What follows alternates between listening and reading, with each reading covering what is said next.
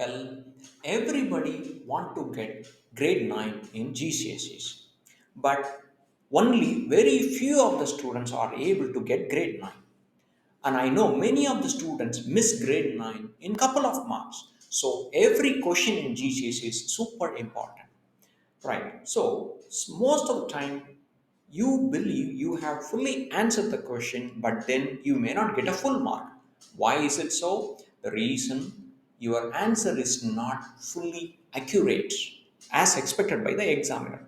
In this question, I'm going to show you a strategy which will help you to understand and apply and get a full mark. Okay, I'm going to give you a couple of minutes for you to answer this question. You can pause the video while preparing answer for this question. Okay, I believe you have already completed your answer and you are ready to cross-validate. Is your answer carbon dioxide test? No, that's not the correct answer. Why? Right, let me explain what you didn't do, and also I will explain what you are supposed to do. Well, you might have just gone through the first line of the question and then you have made a quick assumption. Test for carbon dioxide. Well, the problem is you didn't read the question correctly, right? So, how can I read the question correctly, right? In GCSE, when the examiner prepare a question, they usually tend to assemble three levels of the information. Part 1, this is the background information for a question.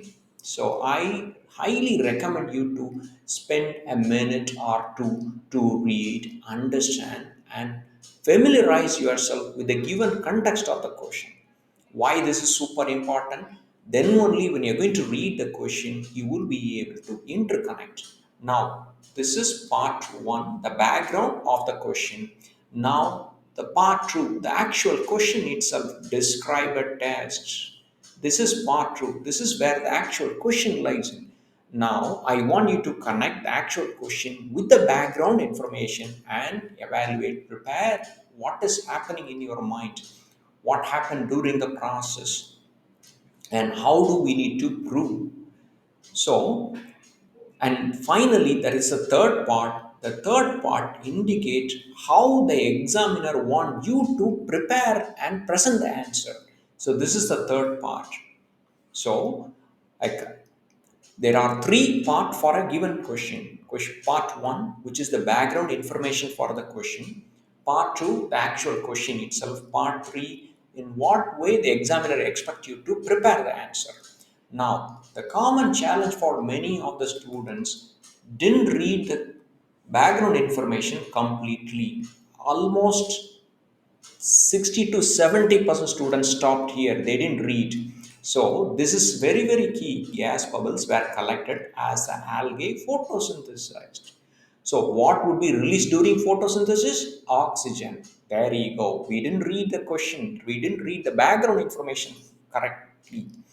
Now, oxygen has been released. Now, what is the question? Describe a test. Now, the correct answer is not oxygen. The correct answer, you need to describe a test. So, this is what the actual question itself. Right. Now, what is a test for oxygen? Now, third part. Remember, examiner expect you to provide answer in this specific format. You need to explain what test would you be doing to prove the gas collected is oxygen. That for that you will get 1 mark, and then there is a one more mark. What is the result that you are expecting to confirm the gas collected is oxygen? So you need to provide your answer to cover on these 2 points, test and as well as the result. Now let's have a look at our mark scheme. So the actual test for oxygen is a glowing splint. Don't highlight burning splint. It is supposed to be a glowing splint. That is a correct way to explain the test. Right. And what would happen? What is the result? It will relight. You go. So this is a test for oxygen. And I hope this method will help you to get a full mark.